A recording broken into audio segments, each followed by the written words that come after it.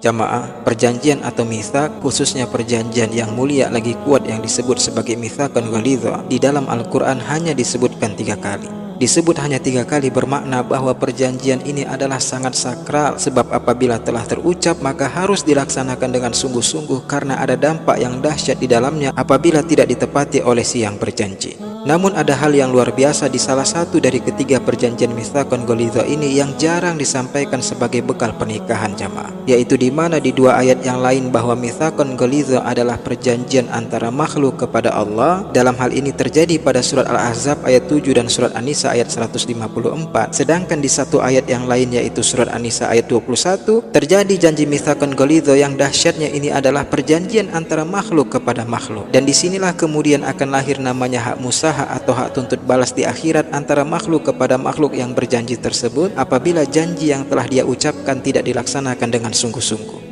Maka akan ada pertanyaan khusus pada mitsaqun ghalidha antara makhluk kepada makhluk. Siapa yang berjanji, kepada siapa dia berjanji, dan memangnya apa yang dia janjikan? Baik, perhatikan jamaah. Jawabannya tertera di surat An-Nisa ayat 21, wa akhadna minkum mitsaqan ghalidha, dan dia yaitu istrimu telah mengambil dari kamu suaminya perjanjian yang kuat. Siapa yang berjanji? Jawabannya adalah suami yang berjanji. Kepada siapa si suami berjanji? Suami berjanji kepada istrinya, dan apa yang dia janjikan? Aku terima nikahnya, nama istri binti ayahnya dengan mahar sekian-sekian dibayar tunai. Dan pemenuhan sungguh-sungguh nafkah lahir dan batin dari suami ke istrinya ini jamaah adalah di antara perwujudan dari janji kalimat aku terima nikahnya. Namun sayangnya banyak suami yang sudah 10 tahun mengucapkan aku terima nikahnya, atau bahkan sudah 20 tahun mengucapkan aku terima nikahnya, namun belum paham apa itu nafkah lahir, terutama bagaimana itu nafkah batin, sehingga ketika ditanya apa itu nafkah batin, jawabannya adalah suami menyalurkan hasrat biologisnya. Inilah akibat dari tidak pahamnya ilmu, dan apabila ini terus diremehkan maka akan berdampak buruk baginya nanti di akhirat jamaah.